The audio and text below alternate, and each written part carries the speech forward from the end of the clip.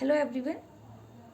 आज के इस लेक्चर में हम बात करेंगे एक्सरसाइज 4.1 की।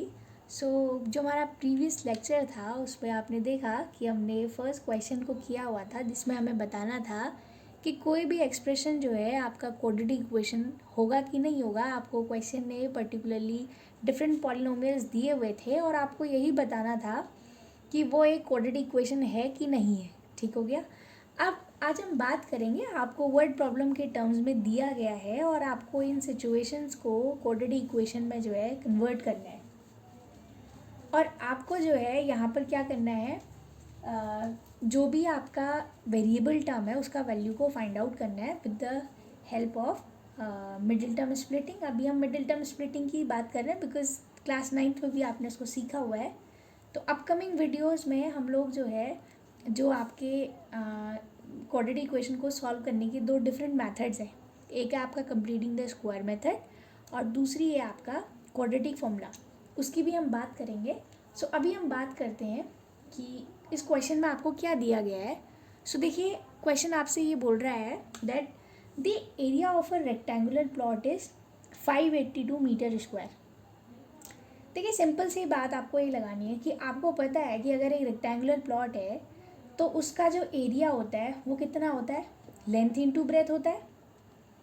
अगर मैं लेंथ को एल लिख दूँ और ब्रेथ आपकी बी है, एरिया क्या होता है, लेंथ इंटू ब्रेथ। और ये एरिया आपको जो है दिया गया है जो कि क्या है आपका 582 मीटर स्क्वायर। ठीक।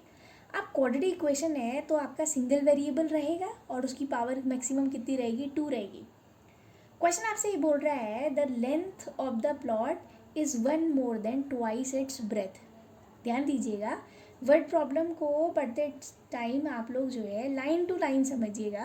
देखो सिंपल क्वेश्चन ने कहा है कि जो प्लॉट की लेंथ है, देखिए the length of the plot is 1 मोर, एक अधिक है। किससे एक अधिक है, देखिए अगर मैं लेंथ को एल लिख रही हूँ तो जो आपका रेक्टेंगुलर प्लॉट है उसका जो लेंथ है वो 1 मोर है, तो 1 मोर लिख दिया आपने, 1 more than twice its breath. तो अगर मैं बात करूं कि अगर इस रेक्टेंगुलर प्लॉट की ब्रेथ जो है बी थी, ठीक, तो इसके ब्रेथ का ट्वाइस मीन्स 2 टाइम्स, तो बी का अगर 2 टाइम्स करेंगे तो आपका कितना हो जाएगा, 2b हो जाएगा। तो लेंथ जो है आपका उसके ब्रेथ के ट्वाइस से 1 मोर है, राइट। तो ये आपका एक कंडीशन हो गई। और पहली कंडीशन ये थी कि आपका एरिया जो है वो 582 मीटर स्क्वायर दिया गया था। अब आप देखिए, आपको पता है कि जो रेक्टेंगल का एरिया लिखा हुआ है मैंने, वो कितना होता है, लेंथ इंटू ब्रेथ। ठीक, तो वो कितना है आपका 582 मीटर स्क्वायर है। तो देखिए अगर आप लेंथ की वैल्यू पुट करते हैं इस इक्वेशन के टर्म्स में, मैंने माना हुआ है लेट सपोज कि आपका ब्रेथ बी थी, तो लेंथ कितनी आ रही है, 1 + 2b आ रही है क्वेश्चन की कंडीशन के अकॉर्डिंग। और इनटू आपका क्या हो जाएगा, b इज इक्वल टू क्या हो जाएगा, 582 मीटर स्क्वायर, राइट। अब आप देखिएगा डिस्ट्रीब्यूटिव प्रॉपर्टी मीन्स अगर आप इसमें जो है ब्रैकेट को ओपन करेंगे तो b को अगर आप 1 से मल्टीप्लाई करेंगे तो कितना आ जाएगा, b, because b into 1 b, plus 2b को आप b से मल्टीप्लाई करेंगे तो कितना आ जाएगा, 2b स्क्वायर। क्यों आया, देखिए इन दोनों में जो बेस था आपका वो सेम था, so power will be added here. तो देखिए इसका भी पावर 1 है, इसका भी 1 है, तो 1 + 1 कितना हो जाएगा, 2। और ये 2 आपका जो है सब कोफिशिएंट चल रहा है तो 2b स्क्वायर आ गया इज इक्वल टू क्या आ गया आपका 582 आ गया। सो दिस इम्प्लाइज, मैं टर्म्स को एक अरेंज करती हूँ। तो पहले आपका मैक्सिमम पावर टर्म आएगा तो कितना हो गया, 2b स्क्वायर, फिर आपका उससे कम पावर वाला जो कि b हो गया, और ये 582 आपका एक कांस्टेंट टर्म है तो आप इसको लेफ्ट में लाएंगे तो माइनस का क्या आ जाएगा, 582। अब हम बात करते हैं क्वेश्चन नंबर 2 की। तो देखिएगा आपसे बोल रहा है the product of 2 consecutive positive integers. तो देखिए कॉन्जिक्यूटिव नंबर्स का मतलब क्या होता है, जो आपके नंबर्स लगातार, मीन्स अगर आपका 1 है तो 1 के बाद 2 3 4 अप टू 1 चलता रहता है। तो देखिए ये कैसे नंबर्स हो गए, कॉन्जिक्यूटिव मीन्स जो आपका लगातार एक सीरीज फॉर्म कर रहे हैं आपका, वो आपके कॉन्जिक्यूटिव नंबर्स होते हैं।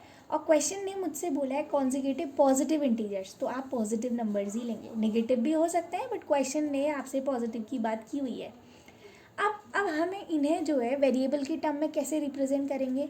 अगर आप देखते हैं तो मैं 1 को अगर 1 लिख रही हूँ, फर्स्ट टर्म अगर 1 है तो 2 को मैं क्या लिख सकती हूँ, 1 + 1, इन टर्म्स ऑफ फर्स्ट टर्म। अगर फर्स्ट टर्म मेरा 1 था तो 2 को मैंने क्या लिख दिया, 1+1 लिख दिया, ठीक। 3 को मैं क्या लिखूंगी, 1+2 इन टर्म्स ऑफ फर्स्ट टर्म। आप जो है फर्स्ट टर्म के टर्म्स में जो है सारे जो आपके सक्सीडिंग टर्म्स हैं उन्हें लिख रहे हैं, तो आप क्या करेंगे, 3 क्या आ जाएगा आपका 1+2। सिमिलरली 4 को आप क्या लिख सकते हैं, 1 प्लस क्या लिखेंगे, 3। तो देखिए इन नंबर्स को मैंने फर्स्ट टर्म के अकॉर्डिंग लिखा, राइट। तो अगर मैं सपोज कर लूँ कि लेट जो आपका फर्स्ट पॉजिटिव इंटीजर है, लेट फर्स्ट पॉजिटिव इंटीजर जो है वो आपका क्या है, इंटीजर बी एक्स, अगर वो एक्स है, ठीक हो गया। अगर पहला पॉजिटिव इंटीजर आपका एक्स है तो दूसरा पॉजिटिव इंटीजर क्या होगा आपका x+1। ऐसा क्यों किया मैंने, अगर पहला टर्म 1 था तो 2 को आपने क्या लिखा, 1+1 लिखा। तो ऐसे ही अगर पहला टर्म अगर x है तो अगला क्या हो जाएगा, x में आप एक जोड़ेंगे तो आपको अगला टर्म तो मिलेगा। अगर बाई चांस x यहाँ पर 16 था तो 16 में आप एक ऐड करेंगे तो कितना हो जाएगा, 17 हो जाएगा। यही कॉन्जिक्यूटिव नंबर्स का मतलब होता है, राइट। अभी क्वेश्चन ने इवन और कुछ भी नहीं बोला है, तो नॉर्मल हम कॉन्जिक्यूटिव की बात कर रहे हैं, ठीक हो गया। अब क्वेश्चन देखिएगा, आपसे बोल रहा है the product of 2 consecutive positive integers. Product बोल रहा है, प्रोडक्ट का मतलब क्या होता है, मल्टीप्लिकेशन। तो दो आपके इंटीजर्स, कॉन्जिक्यूटिव इंटीजर्स का जो प्रोडक्ट है, तो अगर एक x था तो दूसरा क्या है आपका x+1 है, और इन दोनों का प्रोडक्ट बोला है तो इंटू कर लेंगे आप। तो x इंटू x+1 इन दोनों का प्रोडक्ट किया हुआ है आपने, तो इनका जो प्रोडक्ट है आपका वो कितना है, कह रहा है क्वेश्चन 306 है, कह रहा है, ठीक हो गया। तो अब आप देखिएगा ये क्या करेंगे आप, इसमें ब्रैकेट को अगर सिंप्लीफाई करेंगे तो x को x से मल्टीप्लाई करेंगे तो कितना हो जाएगा आपका x² हो जाएगा, प्लस क्या हो जाएगा, x को 1 से करेंगे तो x हो जाएगा। देखिए 306 आपका जो है राइट साइड पर आ रहा है, अगर आप लेफ्ट में लेके आएंगे तो माइनस का क्या हो जाएगा, 306 इज इक्वल टू क्या हो जाएगा आपका 0। तो देखिए इसको जो है हम लोगों ने आपका क्वाड्रेटिक की standard form that is ax² + bx + c is equal to 0 में क्या कर दिया, आपने इसको जो है रिप्रेजेंट कर दिया। तो देखिए x² + x - 306, तो ये क्या है, क्वाड्रेटिक इक्वेशन है, राइट। देखिए थर्ड क्वेश्चन है आपका, Rohan's mother is 26 years older than him, ठीक। रोहन की जो मदर है उनकी जो एज है वो रोहन से, हिम लिखा हुआ है, सो दैट मीन्स रोहन से जो है 26 ईयर वो क्या है, ओल्डर है। सिंपल सी बात है, अगर मैं सपोज करूँ लेट रोहन्स एज भी एक्स, अगर मैं मान लूँ कि रोहन की जो एज है अगर वो आपका x ईयर्स है, ठीक है। आप सिंपल सा लॉजिक लगाइए, बाई चांस आपकी एज अगर अभी 15 ईयर्स है, ठीक है, और आपके जो मदर हैं वो आपसे 15 ईयर्स ओल्डर है, मैं ये बोलूँ 15 नहीं, चलो आप 20-30 जो भी बोलना चाहें, तो मैंने बोला बाई चांस 15 ईयर 20 ईयर्स आपकी ओल्डर है आपकी एज से। तो अगर आप अभी 15 ईयर्स ओल्ड हैं तो आपकी मदर अगर आपसे 20 ईयर्स क्या है ओल्डर हैं, तो +20 तो करेंगे आप, ठीक है, क्योंकि आपकी मदर आपसे बड़ी है। कोई चीज़ आपसे छोटी होगी तो आप उसमें सब्ट्रैक्ट करेंगे, कोई आपसे यंगर होगा तो आप माइनस करेंगे।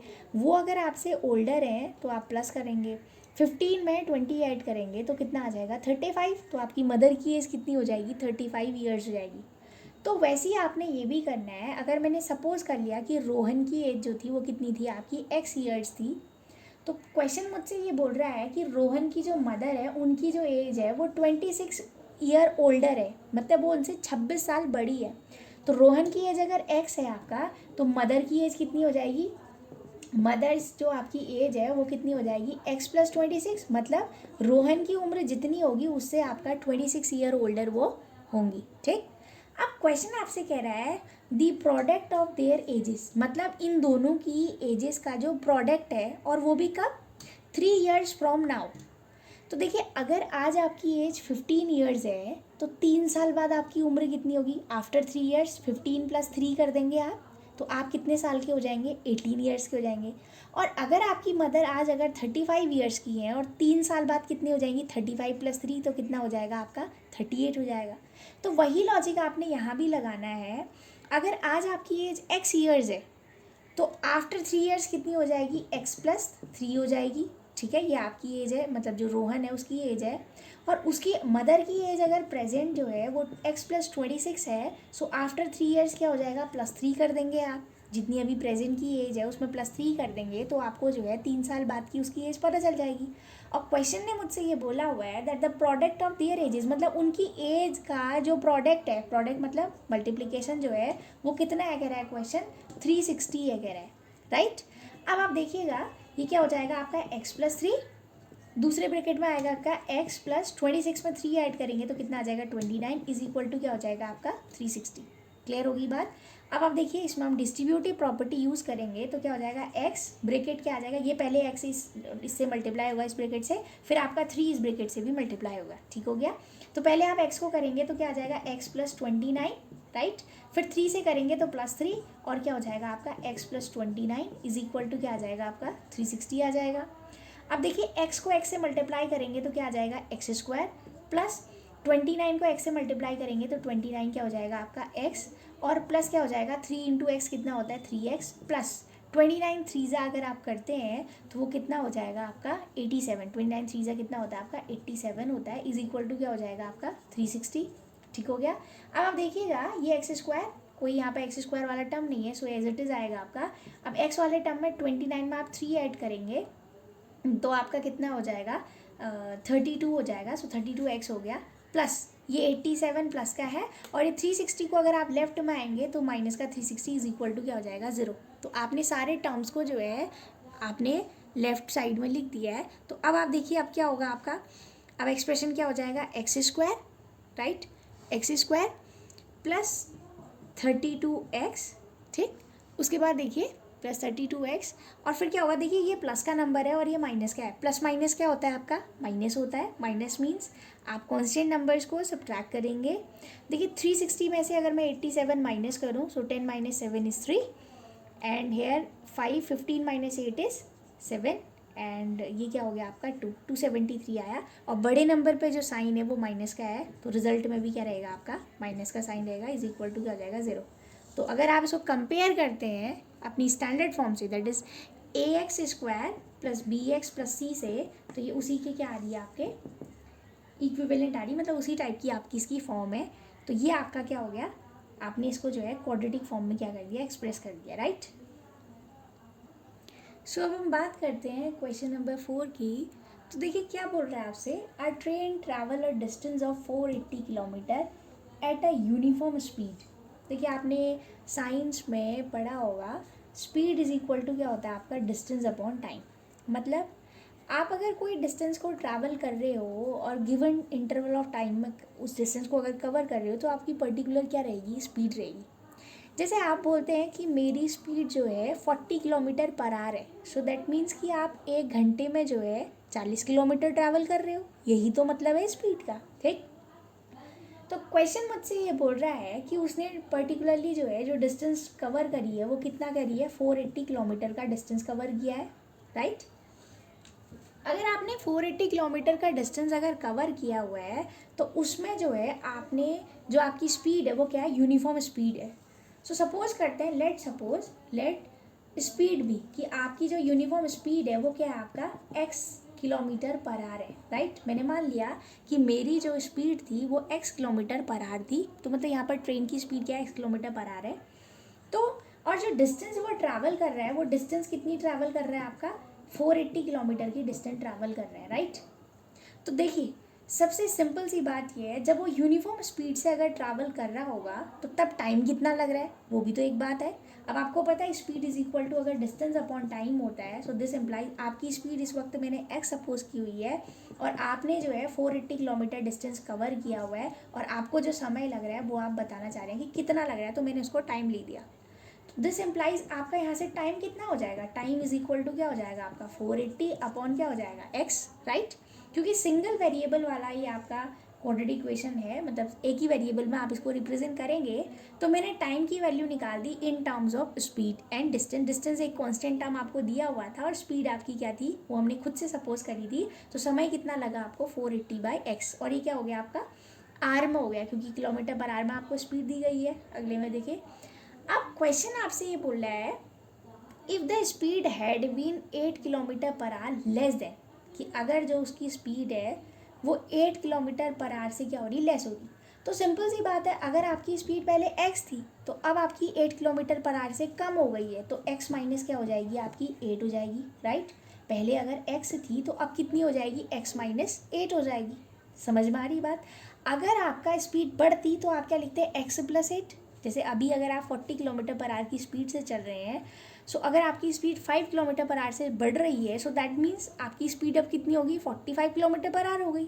ठीक, बढ़ रही है तो ऐड करेंगे, घट रही है तो माइनस करेंगे।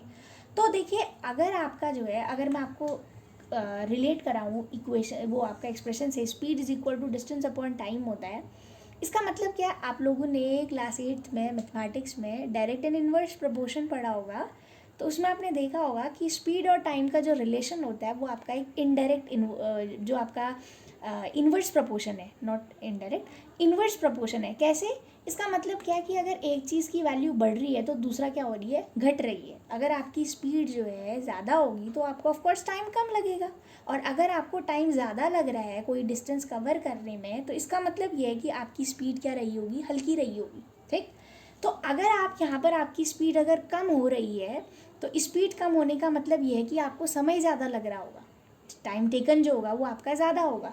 तो स्पीड अगर आपकी x-8 है से लेस हो रही है आपका, तो अब आपको डिस्टेंस तो वही 480 किलोमीटर की है, लेकिन अब आपको 3 घंटे ज़्यादा लग रहे हैं। देखिए इसने लिखा है ना, it would have taken 3 hours more to cover the same distance. Same distance को ट्रैवल करने में जितना आपको समय पहले लग रहा था उससे 3 घंटे ज़्यादा लग रहे हैं। तो पहले अगर आपको टाइम, मैंने टाइम लिखा हुआ है, तो जितना टाइम पहले लग रहा था उससे 3 घंटे ज़्यादा लग रहे हैं। तो पहले वाला जो आपका टाइम था वो कितना था, 480 अपॉन क्या था आपका x, प्लस क्या हो जाएगा आपका 3, राइट। क्लियर होगी बात। अब आप देखिए क्या हो जाएगा, x-8 इज इक्वल टू क्या हो जाएगा आपका 480 अपॉन, देखिए ये हम क्या करेंगे, जो आपका डिनोमिनेटर है उसमें हम एलसीएम लेंगे, तो एलसीएम कितना आ जाएगा आपका x आ जाएगा।